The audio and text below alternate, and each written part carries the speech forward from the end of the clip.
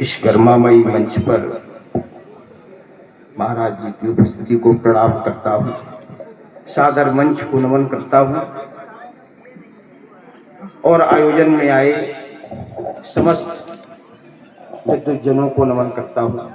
स्वागत भैया।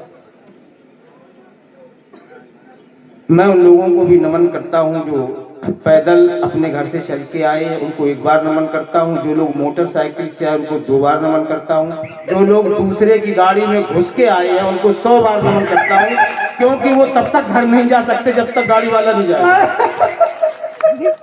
और उनको भी दंडवत प्रणाम कर लो जो घर पे बैठ के सुन रहे हैं। हाँ, उनको भी नमन है। और ये आस्था का मंच है, ये कथा का मंच है। और मैं सबसे पहले आपको कुछ मुक्तक सुनाऊंगा, इसके बाद में मैं आप लोगों को हास्य की ओर जोड़ूंगा। वंदे वाणी विनायको। मैं मां शारदे को नमन करते हुए गणेश जी की वंदना करता हूँ। स्वागत भैया। आजकल लोग दान करते हैं, आपने देखा होगा, आधा किलो सेव लेकर हॉस्पिटल में जाते हैं, उसको 17 लोग पन्नी को पकड़े होते हैं और मरीज को देते हैं और फोटो खिंचवाते हैं। 2 कंबल दान कर देते हैं तो ऐसा लगता है उन्होंने अपनी किडनियां दान कर दी। लेकिन आज मैं इस मंच के माध्यम से आपको बताऊंगा कि दान होता क्या है। हमारे ऋषि मुनि दान कैसे करते थे। सच्चा दान उसी का होगा जो दधीचि दान करेगा। सच्चा दान उसी का होगा जो दधीचि दान करेगा। और शंकर अंश उसी में होगा जो जनहित, शंकर अंश उसी में होगा जो जनहित विस्तान करेगा। और गंगा मैली है, साफ करो, ये भाषण देना बंद करो। जो भागीरथ संकल्प करेगा वह गंगा को स्वच्छ करेगा। जो भागीरथ संकल्प करेगा वह गंगा को। बहुत अच्छा है भाई, अच्छा है। और आगे की पंक्तियां हैं कि हमने रईसों के घरों में लगे जाले देखे हैं, अंधेरों से यारी करते उजाले देखे हैं। और जो ये कहते थे कि तुमको रहने नहीं देंगे गांव में, उन्हीं के घरों में लटकते हमने ताले देखे। उन्हीं के घरों में लटकते हमने ताले देखे। और इसके बाद में 4 पंक्तियां ये हैं कि मेरी फसल जला ही डाली गांव के कुछ मतवालों ने। मेरी फसल जला ही डाली गांव के कुछ मतवालों ने। लेकिन एक दिन मुझसे रोटी मांगी फसल जलाने वालों। एक दिन मुझसे रोटी मांगी फसल जलाने वालों ने। और मेरे पास घनी छाया है, आओ मेरी छांव तले। एक बुलबुल को पास बुलाया, हरे आम की डालों। एक बुलबुल को पास बुलाया, हरे आम की डालों ने। जो सामर्थ्यवान होता है वो आश्रय देता है, और जो शक्तिशाली होता है वो डर देता है। इसके बाद में कुछ पंक्तियां हैं कि जिनकी फितरत में शामिल है कांटे ही कांटे बोना, वे पथ में बिखरे फूलों का अरे मतलब क्या जानेंगे। और सावन जिसका साथी है और पानी तीर बसेरा जिसका, वे मरुथल में प्यासे मन की पीड़ा क्या पहचाने। वे मरुथल में प्यासे मन की पीड़ा क्या। मरगट भैया। इसके बाद में मैं आपको सीधे हास्य से जोड़ता हूं। सबसे पहले हास्य की 4 पंक्तियां पढ़ता हूं कि किसी ने मेरा मोबाइल नंबर ब्लॉक कर दिया। किसी ने मेरा मोबाइल नंबर ब्लॉक कर दिया। उसने सोचा कि हमने इनकी जिंदगी को लॉक कर दिया। उसने सोचा कि हमने इनकी जिंदगी को लॉक कर दिया।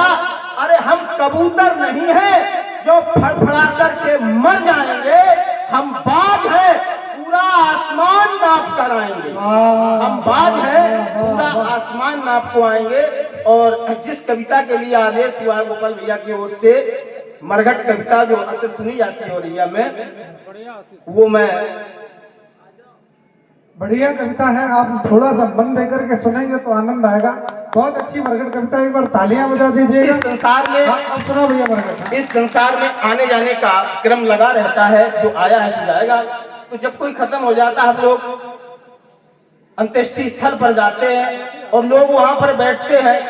कुछ लोग मन से जाते हैं, कुछ लोग बेमन से जाते हैं, लेकिन जो हमने देखा है वो अपनी टूटे फूटे शब्दों में आप लोगों को सुना रहे। अपनी गांव की भाषा है कि सावन की अंधेरी रात में, कि सावन की अंधेरी रात में, कि पड़ोसी राम प्रसाद मर गए बरसात में।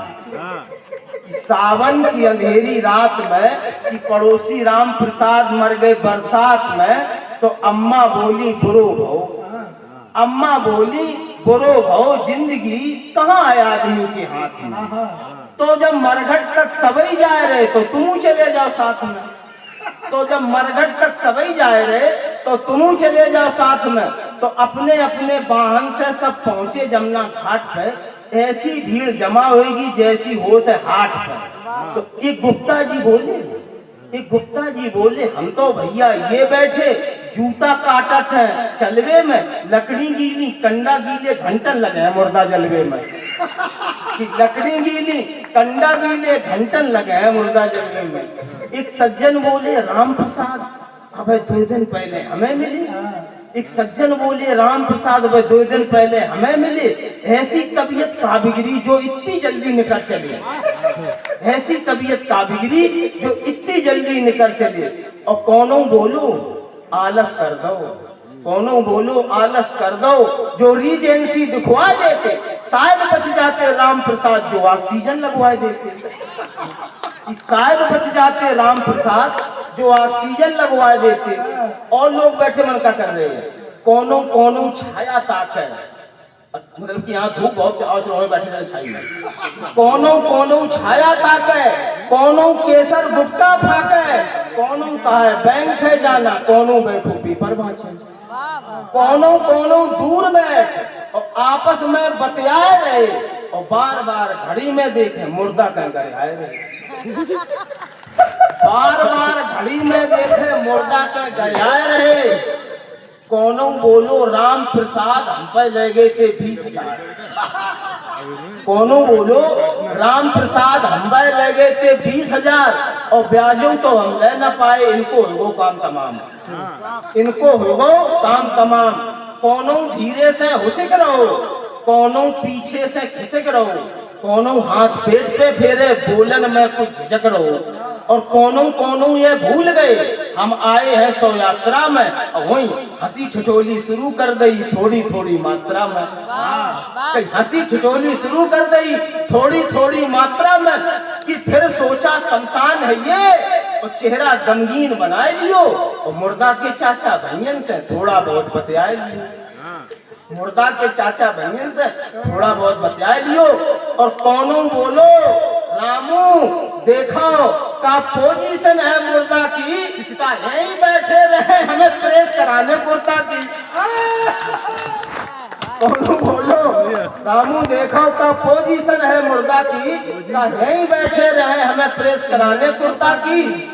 और अंतिम की पंक्तियां, कौनो कौनो को शांत भाव और वैराग्य की बातें करने लगे और घर पहुंचने की देर न भई माया के पीछे भजन। बहुत अच्छे, वाह वाह वाह, गजब गजब।